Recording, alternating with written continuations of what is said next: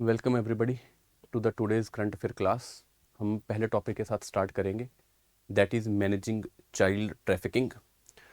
बड़ा सा आर्टिकल आया था, आप लोगों ने देखा होगा, हिंदू के अंदर, जिसका मेजर पर्पस था that how a multi pronged approach can be taken to prevent the child trafficking, specifically highlighting that how despite the legal and constitutional safeguards to child trafficking है ग्राउंड लेवल के ऊपर, अभी भी practical level के ऊपर जो है वो मैनेजेबल नहीं है।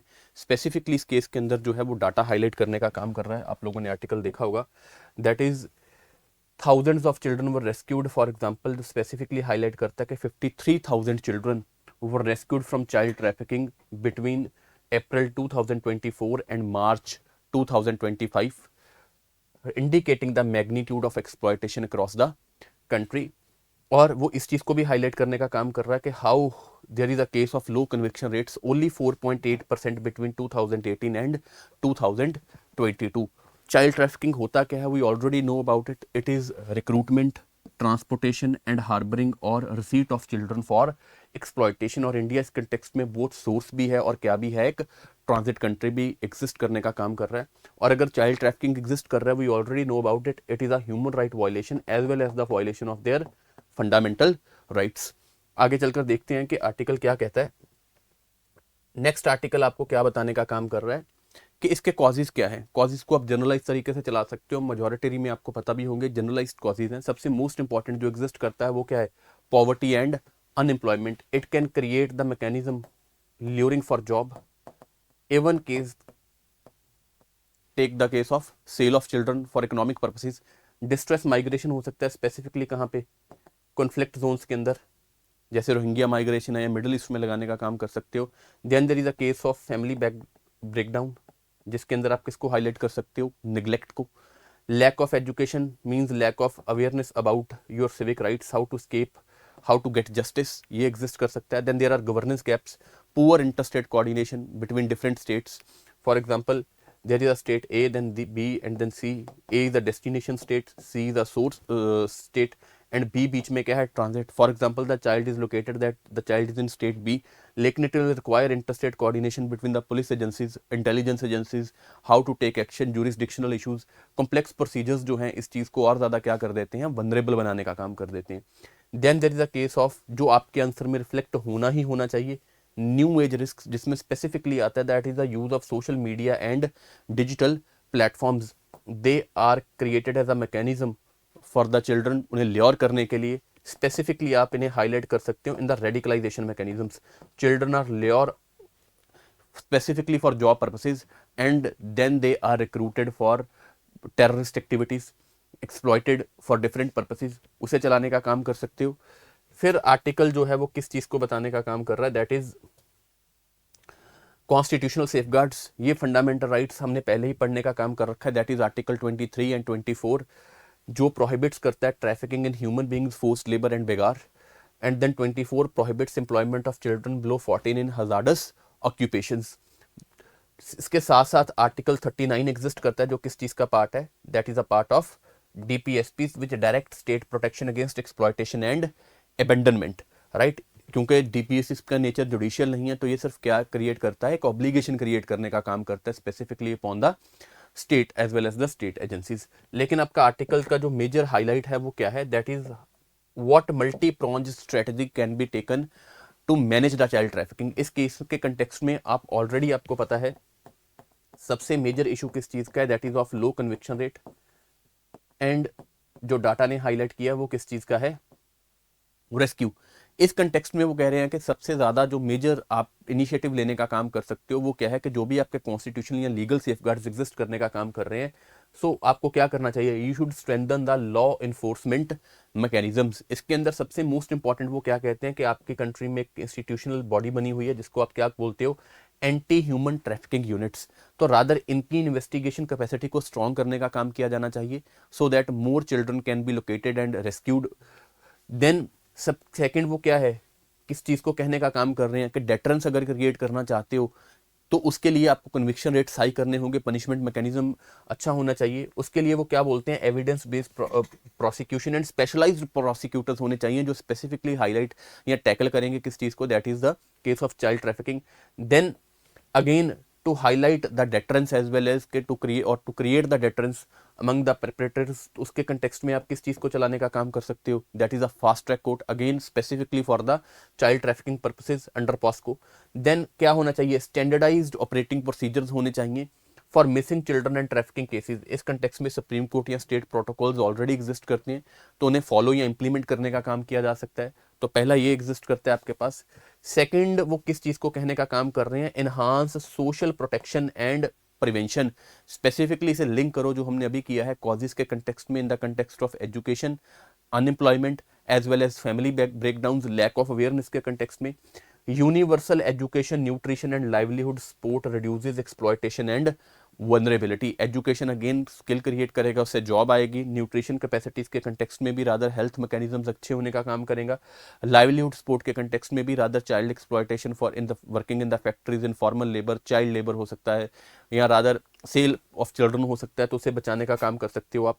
Then there is a need for awareness program at the community level to counter deceptive recruitment. जो ल्योरिंग का केस है, जैसे मैंने आपको पहले बताया कि luring in the name of the job and then going for the sale and purchase of children or recruitment for the radicalisation purposes, उसे टैकल करने का काम कर सकते हो।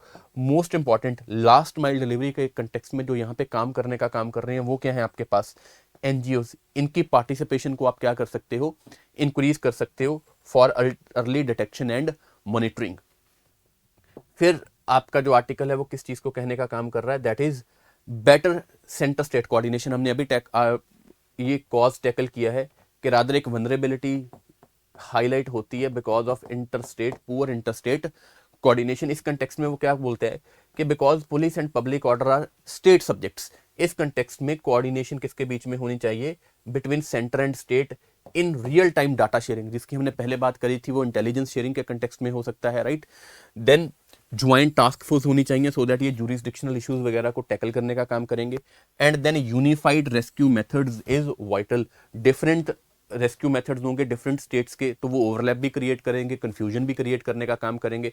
सो the better solution is to go for a joint task force हो सकता है, ज्वाइंट रेस्क्यू मेथड्स हो सकते हैं, तो जो ओवरलैपिंग को भी कम करेंगे, रादर अलग अलग एफर्ट्स को भी रिड्यूस करने का काम करेंगे, कंफ्यूजन भी कम करने का काम करेंगे, और प्रोडक्टिविटी और एफिशिएंसी को जो टास्क फोर्स है उसकी इंक्रीज करने का काम करेंगे। नेक्स्ट आपके पास लास्ट क्या बनता है, दैट इज रिहेबिलिटेशन, री integration and victim support. After the child is rescued it is essential that वो दोबारा उसकी वनरेबिलिटी इंक्रीज ना करे, तो उसके लिए उसे रिहेबिलिटेट करना होगा। जो ट्रॉमा फेस किया है उसके लिए उसे विक्टिम सपोर्ट चाहने का काम करना होगा। तो इसके लिए क्या करना चाहिए, long term psychological counselling and skill training. Second वो क्या बोलते हैं कि री इंटीग्रेशन इनटू फैमिली और society with community support. Again इस कंटेक्स्ट में कम्युनिटी सपोर्ट के कंटेक्स्ट में आप पहले पॉइंट कर चुके हो, क्या चाहिए आपके पास, there should be awareness campaigns. And last आपके पास क्या है, financial empowerment schemes. Livelihood support के कंटेक्स्ट में हो सकती हैं, वो एजुकेशन के कंटेक्स्ट में होने का काम कर सकती हैं, स्किल ट्रेनिंग के कंटेक्स्ट में होने का काम कर सकती हैं, राइट। तो ये आपके पास क्या बन गया, मल्टी प्रॉन्ज स्ट्रेटजी। तो आर्टिकल में हमने देखा क्या है, सिंपल आर्टिकल है बिल्कुल, what is child trafficking, what are the causes of child trafficking, and because child trafficking आज भी एग्जिस्ट करने का काम कर रहा है, डाटा जो उसे हाईलाइट करने का काम कर रहा है। तो मेजर क्वेश्चन आपके पास यही बनता है कि what can be the strategies और द मेथड्स और the measures that can be adopted by the state governments as well as the central government to manage child trafficking in India। तो तीन ही उसके अंदर एग्जिस्ट करते हैं मेजर। पहला है लॉ इन्फोर्समेंट एंड कोऑर्डिनेशन, दूसरा आपके पास एग्जिस्ट करता है सोशल सपोर्ट, एंड तीसरा आपके पास क्या एग्जिस्ट करता है, rehabilitation and integration of the victims. I think बहुत ही ज़्यादा ईजी आर्टिकल जो है वो एग्जिस्ट करने का काम कर रहा है। देखो लास्ट में फिर आपके पास क्या आता है इसी आर्टिकल में, व्हाट आर द चैलेंजेस। वो बोलते हैं कि मेजर्स तो इफेक्टिव हो सकते हैं, लेकिन फिर भी इस कंटेक्स्ट में अगर इन मेजर्स को भी अगर आप इंप्लीमेंट करना चाहते हो, there are still some sort of challenges or emerging issues that need to be tackled specifically in context of the measures that we have listed above. उसके कंटेक्स्ट में सबसे मोस्ट इंपॉर्टेंट क्या आता है कि the emerging utilisation of digital platform. Specifically क्या है, social media, जिनको ट्रेस करना, अनोनिमस अकाउंट्स को, इसकी यूटिलाइजेशन को, रादर वो डिफिकल्ट टास्क है। इन्हें स्पेसिफिकली दो कंटेक्स्ट में मैं ऑलरेडी एक्सप्लेन कर चुका हूं। हम क्या कर रहे हैं, एक fake job offers, luring, and then दूसरा क्या है, grooming and recruitment for radicalisation और टेररिस्ट एक्टिविटीज। तो इसे कैसे टैकल किया जाएगा, इसके लिए साथ साथ स्ट्रेटजी बनाने का काम किया जाएगा। तो रादर करना क्या चाहिए, there should be cyber monitoring specifically with respect to the content, with respect to the profiling of the accounts.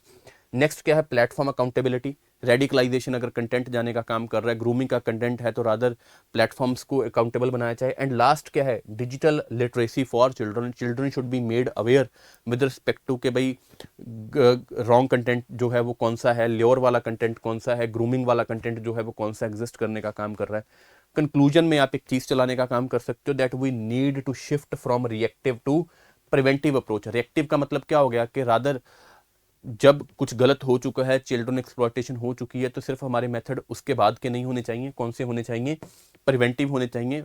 हमें पहले ही इन चीज़ों को क्या करना चाहिए, टैकल करना चाहिए and adopt a right based children centric strategy. Right based क्यों, क्योंकि ह्यूमन राइट्स या फंडामेंटल राइट्स का है। चिल्ड्रन सेंट्रिक का मतलब क्या हो गया, चाइल्ड सेंसिटाइजेशन के हिसाब से स्ट्रेटजीज को क्या करना चाहिए, अडॉप्ट करने का काम करना चाहिए, राइट। तो ये आपके पास पहला आर्टिकल है, I think very easy. Second आइए, एक आर्टिकल आप लोगों ने पढ़ा होगा, that is in context of PACS silica, right. एक टेक्स्ट एंड कंटेक्स्ट पेज के ऊपर आर्टिकल आया था। सबसे पहली बात तो रादर ये पता होनी चाहिए आपको जिस चीज को हम डिस्कस करने का काम कर रहे हैं, कि सबसे पहले जी पैक्स सिलिका है क्या, राइट। फिर देखेंगे कि रादर इसका बैकग्राउंड क्या एग्जिस्ट कर रहा है, क्यों इतनी इंपॉर्टेंस में आने का काम कर रहा है। पैक्स सिलिका क्या है, ये एक यूएस लेड इनिशिएटिव है, राइट, जो 2025 दिसंबर में लॉन्च किया गया था। स्पेसिफिकली किस चीज के कंटेक्स्ट में, to secure critical minerals, semiconductors, AI infrastructure and trusted manufacturing ecosystems among a set of strategic partners. I think अब इससे आपको इसका बैकग्राउंड भी हाईलाइट हो गया होगा, बिकॉज जो आज का फोर्थ इंडस्ट्रियल रेवोल्यूशन है, इट इज मोर और less guided by the critical minerals. And in the times of COVID and in the aftermath also we witnessed कि हाउ जो ये क्रिटिकल मिनरल्स की मेजर सप्लाई है वो कहाँ से आने का काम कर रही है, इन्हें कंट्रोल करने का काम कौन कर रहा है, that is China. And China ने कैसे इसके एक्सपोर्ट्स के ऊपर बैन लगाने का काम भी कर दिया था। तो रादर जो भी आपका मॉडर्न इकोसिस्टम चलने का काम कर रहा है, whether that is AI, whether that is semiconductor, whether that is defence, whether that is smartphone, वो सारा कहीं ना कहीं गाइडेड है किस चीज़ से, क्रिटिकल मिनरल्स से। और अगर चाइना उसे दोबारा एक्सपोर्ट बैन लगा देता है या उसकी सप्लाई के ऊपर कुछ ना कुछ मेजर्स लेने का काम कर रहा है, राइट, उस कंटेक्स्ट में rather it can create issue for other countries, rather not only issues, it can create some sort of strategic problems. अगर डिफेंस वगैरह में चीज़ों का यूटिलाइजेशन जो है या क्रिटिकल इंफ्रास्ट्रक्चर में यूटिलाइजेशन जो है वो एग्जिस्ट करने का काम कर रहा है। इन दिस कंटेक्स्ट जो रादर इंडिया ने भी पहले मेजर जापान के साथ लेने का काम किया था, आप लोगों ने देखा होगा, that was supply chain resilient initiative लेने का काम किया था to reduce the dependence upon China. उसी कंटेक्स्ट में रादर ये आपके पास एक नया इनिशिएटिव है, what is called as Pax Silica, to reduce the dependence upon China specifically in context of the usage of critical minerals in the strategic sectors। तो US ने ये इनिशिएटिव लॉन्च किया है किस चीज़ के लिए, क्रिटिकल मिनरल्स के अंदर कुछ ना कुछ इंडिपेंडेंस या स्ट्रेटेजिक ऑटोनॉमी को इंश्योर करने के लिए। पैक्स सिलिका जो सजेस्ट करता है stable order centred on silicon and technology supply chains. Background में आपको ऑलरेडी बता चुका हूँ, लेकिन फिर भी देख सकते हैं आप, 21st सेंचुरी जो ग्लोबल इकोनॉमी है, it is increasingly defined by technological advancements. Specially इसमें कौन एग्जिस्ट करता है, दैट आर द सेमीकंडक्टर्स। दूसरे क्या एग्जिस्ट करते हैं आपके पास, एआई। नेक्स्ट आप क्या बोल सकते हो, critical mineral supply chains. Traditional globalisation जो है रादर उसके अंदर एडवांसमेंट आने का काम किया। Now globalisation is giving way to technology manufacturing blocks. And last क्या है, मैंने आपको ऑलरेडी बताया, सेमीकंडक्टर्स एंड एआई, बिकॉज ये एक स्ट्रेटेजिक एसेट माने गए हैं, तो इनकी जो यूटिलाइजेशन है for military defence critical infrastructure वो बहुत ज़्यादा है। And nations want to ensure a reliable supply chain mechanism, so that in the context of war or in the context of trade war जो आज चलने का काम कर रही है, तो आपकी जो बेसिक इंडस्ट्रीज हैं, जो आपकी क्रिटिकल सेक्टर्स हैं, वो अफेक्ट नहीं होने चाहिए। आगे आइए, फिर यहाँ पे आपको क्या देखने का काम कर रहा है, सबसे इंपॉर्टेंट बात जो आर्टिकल कहने का काम कर रहा है वो क्या है कि पैक्स सिलिका की इंपॉर्टेंस जो है वो इंडिया के लिए क्या हो सकती है, राइट। इंडिया ने भी इस चीज़ का पार्ट जो है वो नहीं है, राइट, लेकिन हमारे लिए इंपॉर्टेंस बन सकती है। जो आर्टिकल बात कर रहा है, सबसे पहली इंपॉर्टेंस वो किस चीज़ के कंटेक्स्ट में बोल रहा है, that is economy and technological benefits. Technology में सबसे बेनिफिट कौन से है, that is the advance technology. जो ये पार्टिसिपेशन, अगर इंडिया इसमें पार्टिसिपेट करने का काम कर रहा है, तो it will facilitate what is called as technology transfer. हम डेवलप्ड कंट्री के साथ कुछ joint R&D, research and development mechanism को अडॉप्ट कर पाएंगे। We already know that India का R&D जो है वो वीक है, 0.7% ऑफ GDP है। एंड इसमें भी जो मेजर पार्टिसिपेशन है that is by the government sector. Private sector participation I think 35-37% है, तो बहुत ज़्यादा कम है। And integration into advanced semiconductor and AI value chains, because हमें ऑलरेडी पता है कि जो मेजर आगे इकोनॉमिक चेंजेस हैं that will be driven by AI और सेमीकंडक्टर, और you can call as the critical minerals. तो इस कंटेक्स्ट में जो एडवांस टेक्नोलॉजिकल यूटिलाइजेशन या बेनिफिट है वो इंडिया को मिलने का काम कर सकता है थ्रू टेक्नोलॉजी ट्रांसफर। सेकंड, वो क्या करने का काम कर रहे हैं, इंडस्ट्रियल ग्रोथ, राइट। अगर आपका वैल्यू चेन रिलायबल बनता है, आपके पास टेक्नोलॉजी आती है, आपके पास इकोसिस्टम क्रिएट कर पाता है, तो you will be able to attract what are called as global investors, and if there will be investment obviously there will be some sort of innovation। And last, ये आप already discuss कर चुके हो, supply chain resilience. हम अपनी over dependence on जो China है for critical minerals उसे क्या कर पाएंगे, डिक्रीज करने का काम कर पाएंगे, specifically in the context of tensions और कॉन्फ्लिक्ट्स। नेक्स्ट, वो क्या बोलने का काम कर रहा है, that there is a geopolitical leverage. Geopolitical leverage में किस चीज को, काउंटर बैलेंस टू चाइना। क्यों, क्योंकि ज्यादातर इसकी जो सप्लाई है या प्रोडक्शन है, एक्सपोर्ट है इसका, वो कंट्रोल कौन कर रहा है, चाइना कंट्रोल करने का काम कर रहा है। तो rather it can twist the arms of the specific Nations specifically for strategic sectors. तो रादर जब लाइक माइंडेड कंट्रीज आपस में क्या करेंगी, अलाइन करने का काम करेंगी, it could deepen the cooperation with democracies and decrease the strategic dependence on rival supply chains. जैसे मैंने आपको ऑलरेडी बताया है कि जैसे चाइना ने आई थिंक गैलियम के ऊपर जो है बैन लगाने का काम कर दिया था उसके एक्सपोर्ट्स के ऊपर, राइट। नेक्स्ट क्या है, influence in global tech governance, क्योंकि अगर इसमें मेजर इकोनॉमीज आएंगी, मेजर डेवलप्ड नेशंस पार्टिसिपेट करेंगे, ज्वाइंट R&D करेंगे, इनोवेशन को बूस्ट करेंगे, तो जो भी कंट्रीज इसका पार्ट बनेंगी तो rather they will have a very global say with respect to the governance mechanism as well as with respect to the standards mechanism. इस कंटेक्स्ट में अगर इंडिया इस चीज़ का पार्ट बनने का काम कर रहा है तो इंडिया भी डाटा इनोवेशन स्टैंडर्ड या सप्लाई चेन के कंटेक्स्ट में, इसकी पार्टिसिपेशन के कंटेक्स्ट में India will have some sort of say with respect to the governance of these mechanisms. तो उसके लिए हमारे लिए, इंडिया के लिए अच्छी बात बनने का काम करेगा वो। नेक्स्ट जो है वो क्या कहने का काम कर रहा है, ये आप ऑलरेडी देख चुके हो, strategic economy, because India's economy focuses upon non-alignment and strategic economy। तो रादर इस कंटेक्स्ट में इसकी विलिंगनेस जो है विद यूएस एक्सक्लूसिव ब्लॉक जो है, तो रादर उसे गलत तरीके से देखा जा सकता है। स्पेसिफिकली क्यों, बिकॉज अगर कुछ लाइक माइंडेड कंट्रीज जो हैं वो साथ में आने का काम करेंगी एंड इंडिया स्पेसिफिकली उनके साथ क्या करता है, अलाइन करता है या कोऑपरेशन एनहांस कर सकता है, तो it may be seen as some sort of alignment with respect to the particular nations और देयर पॉलिसीज।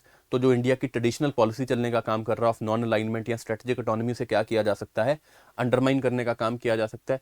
दूसरा सबसे इंपॉर्टेंट पार्ट इस चीज़ में क्या एग्जिस्ट करता है, that is the capability and the policy gap. अगर हम पार्ट बन भी जाते हैं इस चीज़ का, राइट, और रादर अगर हम पार्टिसिपेशन इंश्योर भी कर लेते हैं अपनी, लेकिन उस चीज़ के पोटेंशियल को यूटिलाइज करने के लिए आपके पास कुछ बेसिक कैपेबिलिटीज़ या पॉलिसीज एग्जिस्ट करनी चाहिए जो आज के टाइम पे नहीं है। स्पेसिफिकली अगर बात करें इंडिया के सेमीकंडक्टर और एआई इकोसिस्टम्स की, they are still at the nascent stage, बहुत ज़्यादा डेवलप नहीं कर रहे हैं, रादर इसके अंदर बहुत ज़्यादा भी R&D या इनोवेशन जो है वो हुआ नहीं है, जो उसके पोटेंशियल को यूटिलाइज करने में क्या कर सकता है, लिमिट करने का काम कर सकता है। इससे आगे चलने का काम करें, there are divergent policy priorities, जैसे हमारी है, हम डोमेस्टिक सब्सिडीज़ का कंटेक्स्ट है, डाटा सॉवरेनिटी का कंटेक्स्ट है, तो वो इंटीग्रेशन जो है विद द अदर कंट्रीज़ वो कहीं ना कहीं हिंडर करने का काम कर सकता है। India specifically focuses upon data sovereignty, और डोमेस्टिक हमारी जो इंडस्ट्री है उसे एक्सपैंड करवाने के लिए, ग्रो करवाने के लिए हम इंसेंटिवाइजेशन का काम भी फॉलो कर रहे हैं। तो it may not be liked by the other countries specifically such as US. Next आपके पास क्या एग्जिस्ट करता है, expectation and identity gap. As a major developing country and first potential non-aligned member, India must manage expectations regarding its contribution versus benefits।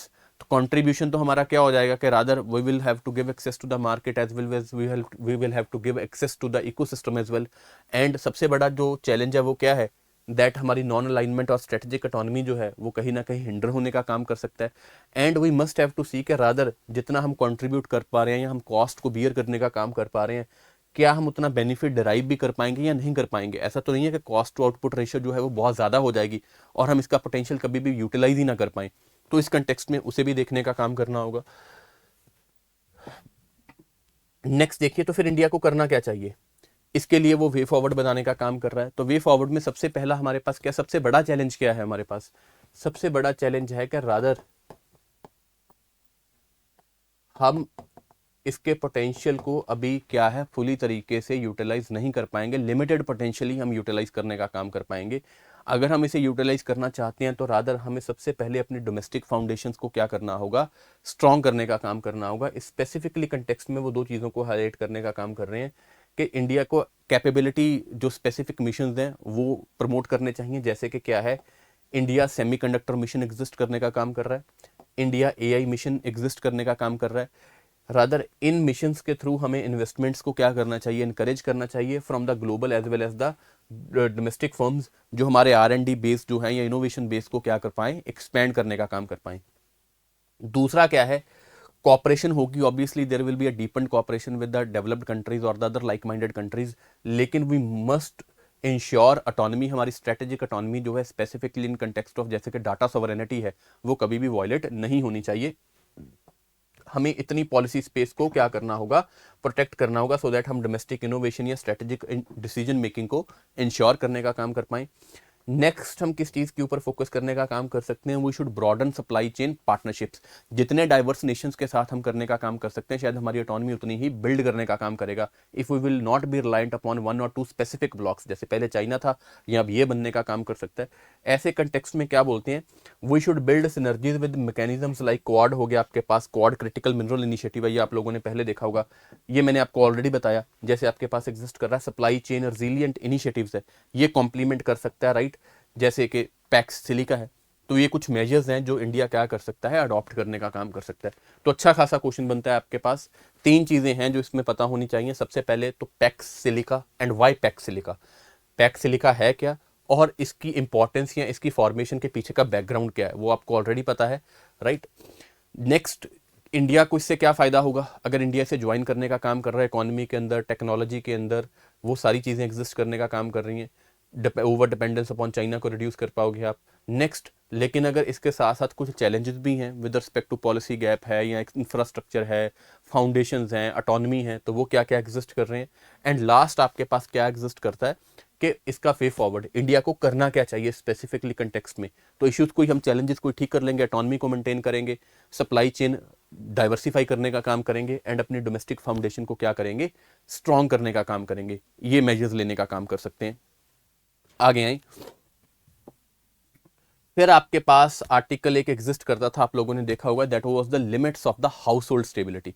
अच्छा खासा question बनने का काम कर सकता है, राइट। डाटा ओरिएंटेड आर्टिकल ज़्यादा है, लेकिन हम इसमें से मेजर फाइंडिंग्स जो है उसे डिस्कस करने का काम करेंगे। सबसे पहले जो आपका आर्टिकल है वो क्या कहता है कि देखो, सबसे इंपॉर्टेंट चीज़ जो उसका बेसिक रक्स है वो कहता है कि इंडिया की जो मैक्रो स्टेबिलिटी है, मैक्रो स्टेबिलिटी आप किससे डिफाइन कर सकते हो, उसकी ग्रोथ रेट। फॉर एग्जांपल जो इंडिया का कहीं ना कहीं रिजिलियंट ग्रोथ रेट चलने का काम कर रहा है, उसके इन्फ्लेशन लेवल्स की बात करने का काम कर सकते हो, उसकी डेट टू जीडीपी रेशियो की बात कर सकते हो। मैक्रो जो इकोनॉमिक इंडिकेटर्स हैं वो इंडिया के बहुत ही ज़्यादा स्ट्रॉन्ग हैं, या क्या कह सकते हो आप, स्टेबल है। लेकिन अगर आप किस चीज़ की बात करो, अगर आप हाउस होल्ड फाइनेंशियल स्टेटस की बात करो या उसके कंजम्पशन पैटर्न्स की बात करो, उसके अंदर आपको क्या देखने को मिलता है, debt, rising debt levels, volatile savings. Volatile का मतलब क्या हो गया कि रादर ये कंटिन्यूसली या तो रिड्यूस कर रही हैं, कभी हो रही हैं या कभी बिल्कुल नहीं हो रही हैं। इंक्रीज्ड बोरोइंग फॉर कंजम्पशन, मतलब क्रेडिट लेवल्स जो हैं वो क्या कर रहे हैं, राइज करने का काम कर रहे हैं। तो एक पैराडॉक्स एग्जिस्ट करके, मैक्रो इंडिकेटर स्ट्रांग है, लेकिन माइक्रो इंडिकेटर्स की अगर बात करें specifically in context of household debt, savings, credit consumption, ये अब क्या कर रहे हैं, राइज करने का काम कर रहे हैं। तो आपका आर्टिकल बोलता क्या है, सबसे पहले देखो इसकी की फाइंडिंग्स क्या हैं। सबसे पहले वो क्या बोलता है कि हाउस होल्ड डेट जो है, अगर उसका कंपैरिजन किया जाए 2021 में वो कितनी थी, इट वाज अप्रॉक्सीमेटली 36%, और मार्च 2025 में कितनी थी, इट वाज अप्रॉक्सीमेटली 14.3% या 41% भी बोलने का काम कर सकते हो आप। तो इसके अंदर आपको 6% या 5% का क्या है, राइज देखने को मिलने का काम कर रहा है, सबसे पहली बात। दूसरी वो बात वो क्या बोलने का काम कर रहे हैं कि right, there is a gradual and sustained rise in the credit usage. एक तो होता है कि सडन बिकॉज ऑफ कोविड-19 बढ़ गया फॉर एग्जांपल क्रेडिट कंजम्पशन, लेकिन उसके बाद क्या कर गया, डिक्रीज कर गया, तो वरीसम नहीं है। लेकिन वो यहाँ पे क्या बोल रहे हैं कि डाटा क्या बोल रहा है कि जो कंजम्पशन है स्पेसिफिकली थ्रू क्रेडिट, वो धीरे धीरे ओवर द ईयर्स क्या कर रहा है, उसके अंदर स्पाइक आने का काम कर रहा है, वो सस्टेन्ड है, तो वरीसम है। नेक्स्ट वो क्या बोल रहा है कि नो डाउट इंडिया की हाउस होल्ड डेट अगर रेशियो देखने का काम किया जाए, इट इज़ लोअर, ये आपके पास ऑलरेडी रेशियो एग्जिस्ट कर रही है, ये लोअर है in than the many emerging economies, चाहे आप चाइना के साथ कंपेयर करो या मलेशिया के साथ कंपेयर करो। लेकिन इसके अंदर जो एक फिर भी वरीसम जो क्रिएशन एग्जिस्ट करने का काम कर रही है वो क्या है कि कंजम्पशन किस चीज़ के थ्रू हो रही है, क्रेडिट के लिए।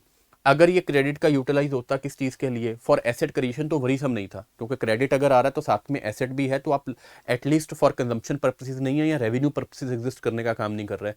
लेकिन यहाँ पे जो क्रेडिट होने का काम कर रहा है, रादर वो किस चीज़ के लिए, स्पेसिफिकली फॉर कंजम्पशन, आप कोई एसेट क्रिएशन करने का काम नहीं कर रहे हो। नेक्स्ट वो क्या बोल रहा है कि कंजम्पशन ग्रोथ है, अगर इंडिया की ग्रोथ लेवल्स को देखा जाए उसमें से जो कंजम्पशन ग्रोथ है वो 60% कहाँ से आ रही है, वो आ रही है दैट इज थ्रू कंजम्पशन, या उसकी जो 60% ऑफ द जीडीपी ग्रोथ है वो कहाँ से आ रही है, that is from the consumption. ये फाइनेंस हो रही है कहाँ से, डेट रादर देन इनकम और सेविंग्स। मेरे हिसाब से क्लियर हो गया होगा कि फॉर एग्जांपल क्या है कि एक इंडिविजुअल का 100 रुपीज़ फॉर एग्जांपल एक्सपेंडिचर है, वो किसी भी चीज़ के लिए हो सकता है, food, utilities, clothing, car, luxury expenditure, ABC, कुछ भी लगा लो आप। 100 रुपीज़ इनकम थी तो 100 ही क्या कर रहे हो आप, कंज्यूम करने का काम कर रहे हो। लेकिन यहाँ पे वो क्या बोल रहा है कि रादर ये इनकम से नहीं आ रहा है ना आपकी सेविंग से आ रहा है। For example there is 100 rupees expenditure, वो कहाँ से आ रहा है, that is coming through credit, right. अब लेकिन वो क्या बोल रहा है साथ ही के साथ, कह रहा है ये बहुत ही ज़्यादा डिफरेंट है, रादर इन कॉन्ट्रास्ट हुआ है जो ट्रेडिशनल मेथड ऑफ कंजम्पशन था वो कहाँ से चलने का काम कर रहा था, या तो इनकम से था या कहाँ से था, सेविंग से आने का काम कर रहा था। और अब इन दोनों के कंट्रास्ट में ये कहाँ से आने का काम कर रहा है आज के मॉडर्न कंटेक्स्ट में, it is coming through credit. Last वो क्या बोलता है कि रादर जो गवर्नमेंट्स हैं both state as well as the centre, इनका जो फोकस है वो शिफ्ट कर चुका है कहाँ पे, कैपिटल एक्सपेंडिचर की तरफ, स्पेसिफिकली इंफ्रास्ट्रक्चर वगैरह क्रिएट करने की तरफ, क्योंकि जॉब एम्प्लॉयमेंट उससे ज़्यादा क्रिएट हो सकती है, राइट। इस कंटेक्स्ट में जब भी इकोनॉमिक शॉक आएगा, रादर जैसे कोविड है या आगे चलकर कोई इशू या ग्लोबल स्लो डाउन या रिसेशन आने का काम कर रहा है, तो जब गवर्नमेंट्स जो हैं वो हाउस होल्ड्स को इंसेंटिवाइज नहीं कर रही हैं सोशल सिक्योरिटी मेजर्स के थ्रू या किसी और डीबीटी मैकेनिज्म्स के थ्रू ज़्यादा, तो उनका जो शॉक अब्जॉर्प्शन है वो बहुत ही ज़्यादा क्या होगा, डिक्रीज करने का काम कर जाएगा। और उनकी जो वनरेबिलिटी है टू द इकोनॉमिक शॉक वो बहुत ही ज़्यादा क्या कर जाएगी, इंक्रीज करने का काम कर जाएगी। बेसिक चीज़ें हैं, बेसिक फाइंडिंग्स वो बताने का काम कर रहा है। मैं दोबारा से रिपीट कर देता हूँ। सबसे पहले तो वो क्या बोल रहे हैं कि जो आपके पास हाउस होल्ड डेट है वो रादर क्या कर गई है, अगर पिछले 4 साल में देखो तो इट हैज़ इंक्रीज्ड, पहली बात। दूसरी बात, अगर वो बोल रहे हैं इंक्रीज कर गई है, तो इसमें अगर वरीसम ना होता, अगर ये कंजम्पशन इंक्रीज करती इनकम के थ्रू या किस चीज़ के थ्रू, सेविंग के थ्रू, लेकिन ऐसा नहीं है। ये इनकम अगर कंजम्पशन इंक्रीज कर रही है इन कंट्रास्ट टू ट्रेडिशन, ये किसके थ्रू इंक्रीज कर रही है, क्रेडिट ग्रोथ के थ्रू। क्रेडिट का भी ठीक रहता अगर ये यूटिलाइज किया जाता किस चीज़ के लिए, एसेट क्रिएशन के लिए, लेकिन इसे यूटिलाइज किस चीज़ के लिए किया जा रहा है, कंजम्पशन के लिए। रादर इंडिया के लिए वरीसम हो सकता है क्योंकि कंजम्पशन ग्रोथ इंडिया की 60% ऑफ द जीडीपी ग्रोथ के लिए अकाउंटेबल है, और क्योंकि अब लास्ट में गवर्नमेंट्स का फोकस भी रेवेन्यू एक्सपेंडिचर से कहीं ना कहीं कैपिटल एक्सपेंडिचर की तरफ जाने का काम कर रहा है। जब भी इकोनॉमिक वनरेबिलिटी इंक्रीज करेगी, दैट में भी बिकॉज ऑफ कोविड हो सकता है, स्लो डाउन हो सकता है, ग्लोबल रिसेशन हो सकता है, हाउस होल्ड्स की शॉक अब्जॉर्प्शन की कैपेसिटी जो है वो बहुत ही ज़्यादा क्या कर जाएगी, रिड्यूस करने का काम कर जाएगी। इस कंटेक्स्ट में वो आगे क्या बोल रहे हैं कि इसके कॉजेज क्या हैं। कॉजेज के कंटेक्स्ट में सबसे पहले वो क्या बोलते हैं, income growth has been uneven. Specifically वो क्या बोल रहे हैं यहाँ पे कि rather real income growth outside highly productive sectors has been sluggish. Formal sectors में हो सकता है, हॉस्पिटैलिटी है या कुछ और गवर्नमेंट सेक्टर्स एग्जिस्ट कर रहे हैं जो रेगुलेशन में आने का काम कर रहे हैं, उनके अंदर ग्रोथ लेवल्स, या सर्विस सेक्टर हो सकता है फॉर एग्जांपल, उसके अंदर ग्रोथ लेवल्स एग्जिस्ट करने का काम कर रहे हैं। लेकिन अगर उन फॉर्मल सेक्टर से बाहर देखने का काम करो आप, स्पेसिफिकली इनफॉर्मल इकोनॉमी में, तो बहुत ज़्यादा रियल इनकम ग्रोथ होने का काम नहीं हो रखा है, रादर स्टेगनेटेड ग्रोथ है। कोविड के टाइम के ऊपर भी ये बात चली थी, आप लोगों ने देखा होगा के बेस्ड इकोनॉमिक कर्व, राइट, कि इंडिया में देखने का काम कर रहा है, जहां पे कुछ सेक्टर्स का इंक्रीज चल रहा है, ग्रोथ चल रही है, लेकिन कुछ सेक्टर्स क्या कर रहे हैं, डिक्रीज करने का काम कर रहे हैं ग्रोथ के कंटेक्स्ट में, या स्टेगनेटेड है। दूसरी वो बात क्या बोल रहे हैं कि रादर एक तो रियल इनकम लेवल्स क्या कर गए, स्टेगनेट करने का काम कर गए। दूसरा प्रॉब्लम यहाँ पे क्या आने का काम कर रही है, क्रेडिट अवेलेबिलिटी, क्रेडिट एक्सेस जो है एक्सपैंड कर दी गई है। बैंक्स एंड एनबीएफसीज जो हैं they have been offering easier retail loans, right. Consumption loans जो हैं, for example the usages of or the accessibility to personal cards or credit cards जो हैं वो राइज करने का काम कर गई हैं, राइट। तो इस चीज़ की वजह से जब क्रेडिट अवेलेबिलिटी ज़्यादा है तो रादर उसका यूटिलाइजेशन जो है वो बहुत ज़्यादा बढ़ गया, जो ट्रेडिशनल टाइम्स में एग्जिस्ट नहीं करता था। लास्ट वो क्या बोलने का काम कर रहे हैं, सेविंग्स इरोजन। सेविंग्स इरोजन किस कंटेक्स्ट में, स्पेसिफिकली अगेंस्ट इकोनॉमिक शॉक जो है ये अभी श्रंक करने का काम करेंगी। अगर आप कोविड के कंटेक्स्ट में लगाओ, इकोनॉमिक वनरेबिलिटीज शॉक्स इंक्रीज कर गए हैं over the period of time. जैसे पहले ग्लोबल रिसेशन था, फिर डिमोनेटाइजेशन हुआ, फिर उसके बाद रादर जीएसटी की वजह से कुछ ना कुछ स्लगिश ग्रोथ हुई, फिर उसके बाद रादर आपके पास क्या आ गया, कोविड आने का काम करा। अगर economic vulnerability specifically last years में सबसे बड़ी जो इकोनॉमिक वनरेबिलिटी है, शॉक कहाँ से आने का काम किया, that has been because of Covid. Income levels क्या कर गए, डिक्लाइन करने का काम कर गए। अगर ऐसी चीज़ें एग्जिस्ट करने का काम कर रही हैं तो रादर क्या होगा, सेविंग्स का आपको बहुत ज़्यादा क्या देखने को मिलेगा, there will be a lot of erosion. फिर वो क्या बोल रहे हैं कि अगर इसका इम्पैक्ट क्या हुआ, इम्पैक्ट मैं आपको ऑलरेडी कुछ ना कुछ हद तक बताने का काम कर चुका हूँ। सबसे बड़ा जो इम्पैक्ट है वो रादर किस चीज़ में आने का काम कर रहा है, इकोनॉमिक शॉक। जब भी स्लो डाउन होगा, that may be because of any reasons, households with weaker savings and high debt rather they will face increased economic vulnerability. और जब डेट ज़्यादा है, सेविंग्स कम है, तो रादर पहली बात सबसे बड़ा इम्पैक्ट इस चीज़ का किस चीज़ के ऊपर आएगा, ग्रोथ के ऊपर। हमने ऑलरेडी देखने का काम किया कि 60% ऑफ द इकोनॉमिक ग्रोथ जो है वो कहाँ से आने का काम कर रही है आज के टाइम पे इंडिया में, दैट इज़ थ्रू कंजम्पशन। और अगर कंजम्पशन के थ्रू आने का काम कर रही है तो प्रॉब्लम और भी ज़्यादा है, बिकॉज फाइनेंशियल शॉक्स के टाइम के अंदर क्या होगा, रादर जो वनरेबिलिटी है वो क्या हो जाएगी, प्रॉब्लमेटिक होगी। स्पेसिफिकली किस चीज़ के कंटेक्स्ट में, इसे थोड़ा सा लिंक करने का काम करो अपनी तरफ से ही, कि rather in the times of economic vulnerabilities, debt high, weak savings, तो हाउस होल्ड क्या करेगा, अपनी कंजम्पशन को रिड्यूस करने का काम करेगा। और जैसे ही कंजम्पशन रिड्यूस होगी, इंडिया का जीडीपी ग्रोथ भी क्या आएगा, नीचे आने का काम करेगा, जिसकी हम बात करने का काम कर रहे हैं, राइट। नेक्स्ट वो क्या बोल रहे हैं, physical constraints with limited physical space for counter cyclical income support, households may bear the brunt of shocks, increasing default risk and financial instability.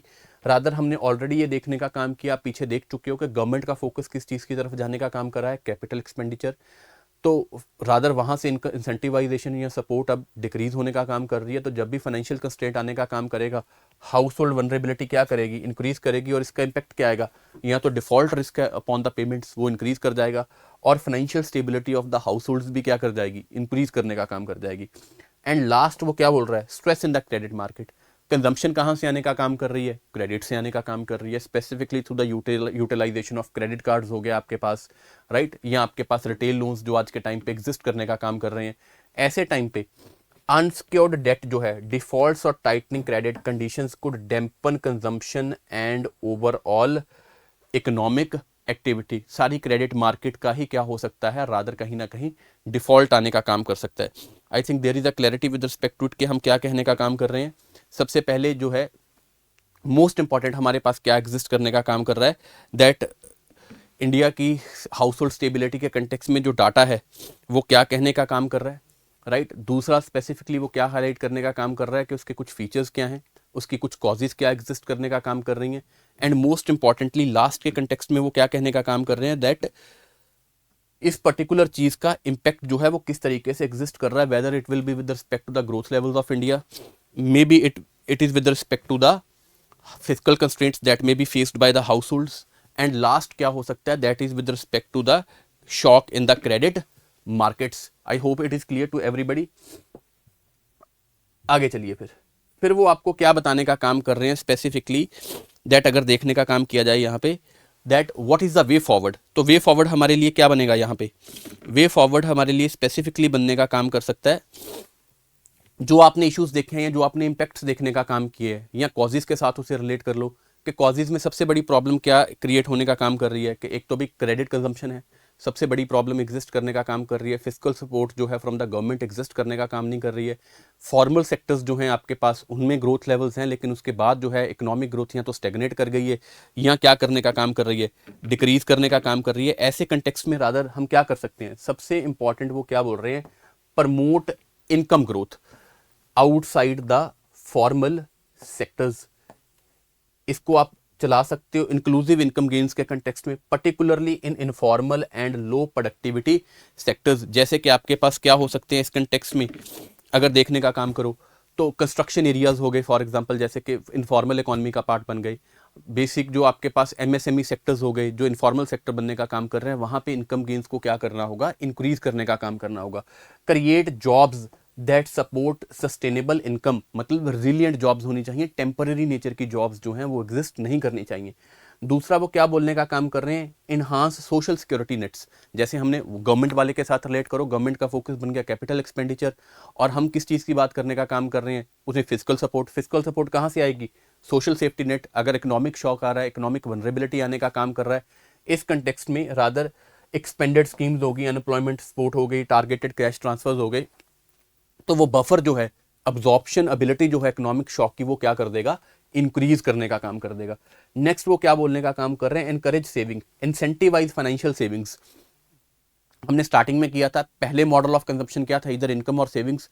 आज क्या है, क्रेडिट है, ऊपर से savings because of economic shocks क्या कर रही है, इंक्रीज कर, सॉरी, एक सेविंग्स की एरोजन जो है वो इंक्रीज हो गई है बिकॉज ऑफ इकोनॉमिक शॉक्स। तो आज सेविंग्स को प्रमोट करने के लिए आप इंसेंटिवाइज कर सकते हो सेविंग्स को, किस तरीके से, टैक्स ब्रेक हो गया, प्रोडक्टिविटी विद रियल यील्ड्स हो गया, right. Over reliance on debt जो है उसके लिए फाइनेंशियल लिटरेसी को आप इन्हांस कर सकते हो कि वो आपकी वनरेबिलिटी को कैसे इन्हांस करने का काम कर सकता है। तो ये आपके पास क्या बन सकते हैं, वे फॉरवर्ड। जस्ट इश्यूज देखो उसके क्या हैं या उसका इंपैक्ट देखने का काम करो, उन्हें लाइन बाय लाइन क्या कर दो आप, रादर एड्रेस करने का काम कर दो। तो ये क्या बन जाएगा, वे फॉरवर्ड। तो हमारे पास बना क्या इस आर्टिकल में, सबसे पहली बात एग्जिस्ट करता है फाइंडिंग्स, दूसरी बात उसकी कॉजेस, तीसरा इम्पैक्ट, और उन्हीं कॉजेस को और इम्पैक्ट को ठीक करोगे तो क्या बन जाएगा आपके पास, that is called as the way forward. Important article है इकोनॉमी के कंटेक्स्ट में, पोटेंशियल क्वेश्चन बन सकता है आपके पास। नेक्स्ट आइए, काफ़ी टाइम से इशू चलने का काम कर रहा है, एक दो बार हमने पहले भी जो है आपकी करंट अफेयर्स की क्लास में ये करने का काम किया है। जुडिशियल रिमूवल के कंटेक्स्ट में चैलेंजेस पहले भी आया था, अब दोबारा से आने का काम किया है। बहुत सिंपल आर्टिकल है, कुछ भी एग्जिस्ट नहीं कर रहा है, majority of the article already discussed है पहले की करंट अफेयर क्लासेस में। The issue of judicial removal है, दोबारा न्यूज़ में है, because it has been, the notion has been initiated by the members of parliament seeking the removal of the high court जज, Madras high court जज F I या तमिलनाडु के context में है अगर, right, based on the allegations of misconduct and insistent that is inconsistent with the constitutional values. Specifically secularism के context में कुछ इश्यूज चलने का काम कर रहे हैं या कॉन्स्टिट्यूशनल वैल्यूज का वायलेशन होने का काम किया है, उस कंटेक्स्ट में कुछ पटिशन साइन करी गई हैं by the members of the parliament. लेकिन ये बोला गया है कि rather even after everything, rather आपके पास एविडेंस भी हो सकता है, एलिगेशंस के कंटेक्स्ट में कुछ आपके पास एविडेंसेस हो सकते हैं, लेकिन फिर भी जो है रादर जुडिशियल रिमूवल जो है वो बहुत ज़्यादा आसान टास्क नहीं है, बहुत कॉम्प्लेक्स प्रोसीजर है, बहुत लेंदी प्रोसीजर एग्जिस्ट करने का काम कर रहा है, जिस चीज़ की वजह से रादर जुडिशरी के मेंबर्स जो हैं they are able to escape the accountability. कैसे है उसे देखने का काम करेंगे। सबसे पहले तो ये देखो कि रादर रिमूवल का प्रोसीजर क्या है, ये आप लोगों ने क्लासेस में स्टैटिक पार्ट है, मेरे हिसाब से आप लोगों ने पढ़ने का काम ऑलरेडी किया है। जो भी हैं जजेस of the Supreme Court as well as the high courts, they can be removed only through a constitutionally prescribed parliamentary process. जो प्रोसेस लिखा गया है कॉन्स्टिट्यूशन में उसी के थ्रू रिमूव किया जा सकता है, वैसे नहीं हो सकता। सिक्योरिटी ऑफ टेन्योर जो है वो एग्जिस्ट करता है। आर्टिकल्स इस कंटेक्स्ट में जो एग्जिस्ट करते हैं, आर्टिकल 124 है for the removal of the high supreme court जजेस, आर्टिकल 217 एंड 18 है for the procedure for the high court क्या है, जजेस। देखो सबसे पहले आपको यह पता होना चाहिए कि आज जज may be removed only on proven evidence, उसके बिना आप जज को रिमूव नहीं कर सकते हो। तो वो प्रूवन किस बेसिस के ऊपर होना चाहिए, मिसबिहेवियर होना चाहिए या क्या होना चाहिए, इनकैपेसिटी होना चाहिए टू परफॉर्म द ड्यूटीज। लेकिन सबसे बड़ा लूपहोल यहीं पे एग्जिस्ट करता है, वो क्या है, misbehaviour is not defined in the constitution. Misbehaviour होता क्या है, it has been only interpreted through the judicial interpretations, वहीं से आने का, जजमेंट्स के थ्रू आने का काम कर रहा है कि मिसबिहेवियर का मीनिंग जो है वो क्या है। आर्टिकल्स एंड अगेन प्रूव होगा तभी होगा, प्रूव किस बेसिस के ऊपर होगा, मिसबिहेवियर और इनकैपेसिटी, लेकिन ये टर्म्स जो हैं वो क्या हैं, डिफाइंड इन द कॉन्स्टिट्यूशन नहीं है। आगे आओ, पार्लियामेंट्री प्रोसीजर जो क्या एग्जिस्ट करता है आप लोगों ने पढ़ा होगा ये। सबसे पहले तो क्या एक मोशन होना चाहिए that should be signed by the 100 Lok Sabha MPs, या अगर राज्यसभा में चलाना चाहते हो तो 50 Rajya Sabha MPs to require, they are required to initiate the proceedings. ये मोशन जब साइन किया जाएगा तो ये प्रेजेंट किया जाएगा किसे, स्पीकर ऑफ द लोकसभा, और अगर राज्यसभा में है तो कहाँ पे किया जाएगा, to the chairman of the Rajya Sabha. उसके बाद अगर ये मोशन एक्सेप्ट कर लिया जाता है by the presiding officer of the house, उसके बाद क्या होगा, टू पास अ रिमूवल आपके पास मेजॉरिटी होनी चाहिए of the total membership of the each house, and most importantly 2/3 of the members present and voting must approve separately. दोनों आपके पास majorities होनी चाहिए। उसके बाद अगर ये पास होता है तो फिर इंक्वायरी कमेटी बैठेगी। इंक्वायरी कमेटी किसकी होगी? उसके अंदर सीनियर सुप्रीम कोर्ट जज होगा, एक चीफ जस्टिस हाई कोर्ट होगा और एक डिस्टिंग्विश्ड क्या होगा? ज्यूरिस्ट होने का काम करेंगे, जो रादर इन चार्जेस को क्या करेंगे? इन्वेस्टिगेट करने का काम करेंगे बिफोर द पार्लियामेंट्री वोटिंग। और अगर बाद में वोटिंग क्लियर हो जाएगी तो रादर उसे क्या कर दिया जाएगा? उस पर्टिकुलर जज को रिमूव करने का काम कर दिया जाएगा। अब देखिए लूप होल इसमें जो है वो आर्टिकल आपका क्या बताने का काम कर रहा है? वो बोलता है कि सबसे पहली प्रॉब्लम क्या है कि रादर पॉलिटिकल इंटरफेरेंस या पॉलिटिकल अलाइनमेंट जो है वो इस चीज़ को सबसे ज़्यादा तो क्या है, इसे एम्बिगुअस बनाने का काम करता है। वो किस तरीके से? पहली बात क्या है, स्पीकर और द चेयरमैन, जैसे मैंने आपको ऑलरेडी बताया, जो पार्लियामेंट जो आपका presiding officer of the house हो सकता है, उसके पास प्रॉपर डिस्क्रिशन है कि वो उस मोशन को जो साइन किया गया उसे एक्सेप्ट करना चाहता है या नहीं करना चाहता है। अगर एक्सेप्ट नहीं किया जाएगा तो रादर वो पर्टिकुलर प्रोसीडिंग या जो मोशन है वहीं पे क्या हो जाएगा? खत्म हो जाएगा। उसके बाद उसके ऊपर कुछ नहीं होगा। The decision is not governed by the criteria और द स्टैंडर्ड्स। कोई क्राइटेरिया और स्टैंडर्ड इसके लिए मेंशन नहीं है। तो इसे क्या बना देता है? ये आर्बिट्रेरी बना देता है या ससेप्टेबल टू पॉलिटिकल इन्फ्लुएंस बनाने का काम कर देता है। कहना हम यहाँ पे क्या चाहते हैं कि अभी किस बेसिस के ऊपर जो है, फॉर एग्जाम्पल जो presiding officer of the house है वो मोशन को एक्सेप्ट कर रहा है या रिजेक्ट करने का काम कर रहा है। तो रादर इस कंटेक्स्ट में क्या होने का काम कर रहा है? इसके लिए कोई स्टैंडर्ड या प्रोसीजर जो है वो क्या नहीं करता है? एग्जिस्ट नहीं कर रहा है। किस बेसिस के ऊपर एक्सेप्ट किया जाएगा, किसके ऊपर नहीं किया जाएगा, उसकी डिस्क्रिशन है, right. If the motion is rejected at this stage, no inquiry committee is formed and regardless of the allegation or the number of the MP supporting the motion, उसे क्या कर दिया जाएगा? डिसअलाउ करने का काम कर दिया जाएगा। समझ में आई बात हम क्या कहना चाहते हैं यहाँ पे स्पेसिफिकली? अगर आपके पास कोई भी फॉर एग्जांपल आपने मोशन साइन करने का काम किया है इस कंटेक्स्ट में, अगर वो मोशन को रिजेक्ट कर दिया जाता है एट द पर्टिकुलर स्टेज, उसे रिजेक्ट करने के बाद रादर अगर कोई भी आपका जितने भी मेंबर्स के थ्रू मोशन पास किया होगा कोई इंक्वायरी कमेटी जो है उसके ऊपर नहीं बैठेगी, कोई इन्वेस्टिगेशन ऑफ द चार्जेस होने का काम नहीं करेगा। तो रादर इसके अंदर political interference or the subjectivity of the presiding officer ही क्या करेगा? मैटर करने का काम कर रहा है।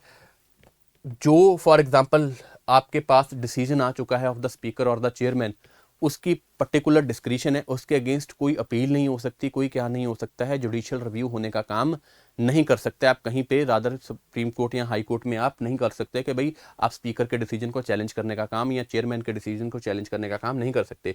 ये स्ट्रिंजेंट प्रोसेस और इतना रादर फुल प्रूफ प्रोसेस जो है, it makes removal nearly impossible in the serious cases. Allegation हो सकता है, एविडेंस हो सकता है, सब कुछ हो सकता है, लेकिन ये प्रोसीजर अगर फॉलो नहीं किया गया या जो भी आपके पास मेजॉरिटीज है उसे फॉलो नहीं किया गया है, इन्वेस्टिगेशन ऑफ द चार्जेस वाला काम फुलफिल नहीं हुआ है, तो वो रिमूवल को बहुत ही ज़्यादा क्या बना देता है? एक कंबरसम टास्क बनाने का काम कर देता है। इस कंटेक्स्ट में फिर किया जाना चाहिए क्या चाहिए? वे फॉरवर्ड हमारे पास एग्जिस्ट करने का काम कर रहा है। वे फॉरवर्ड आपको क्या कहने का काम कर रहा है? सबसे पहले तो प्रोसीजरल रिफॉर्म्स, स्पीकर की डिस्क्रिशन को कम करने के लिए आप कोई ऑब्जेक्टिव क्राइटेरिया बनाने का काम करो कि राइट कि भाई आप फॉर एग्जांपल किस बेसिस के ऊपर, किन स्टैंडर्ड्स के ऊपर क्या लोगे, आप डिसीजन लेने का काम करोगे। दूसरा क्या है? मैंडेटरी रीजन ऑर्डर जो है, रीजनिंग क्या है उसके पीछे, वो एग्जिस्ट करनी चाहिए आपके पास। Institutional safeguards, independent scrutiny committee before the rejection exist करनी चाहिए। Limited judicial review of the rejection decisions, कि भाई आप थोड़ी बहुत अपील कर पाओ सो दैट आपको पता चले कि क्या डिसीजन लिया गया था, अगर वो गलत है तो उसे ओवरटर्न करने का काम किया जाए, जो हमने अभी देखा। फिर क्या है? Balance to be achieved. हाँ, जुडिशियल इंडिपेंडेंस जरूरी है, पॉलिटिकल इंटरफेरेंस के बाद सिक्योरिटी ऑफ जरूरी है, लेकिन it can not mean judicial immunity. हम ये नहीं मान सकते कि आपको अकाउंटेबिलिटी जो है वो एक्सप्रेस नहीं करनी होगी, आप अपहोल्ड नहीं कर सकते। Accountability must not become intimidation. तो रादर ये क्या बन जाएंगे आपके पास? वे फॉरवर्ड प्रोसीजरल रिफॉर्म्स हो सकता है और इंस्टीट्यूशनल क्या हो सकते हैं? सेफगार्ड हो सकते हैं। तो ये हमारे पास 4 आर्टिकल्स हैं जो इस वीक में आने का काम करे, राइट। मोस्ट इंपॉर्टेंट इसमें क्या है? आपके पास limits of household stability वाला है, and second one that is in context of PACS से लिखा। First one and last one जो है ये थोड़े से इजी आर्टिकल्स हैं, आप पहले भी कवर करने का काम कर चुके हो। पीडीएफ का लिंक जो है आपको डिस्क्रिप्शन में मिलने का काम कर जाएगा, right. So we will meet next week. That will be all from my side. Thank you.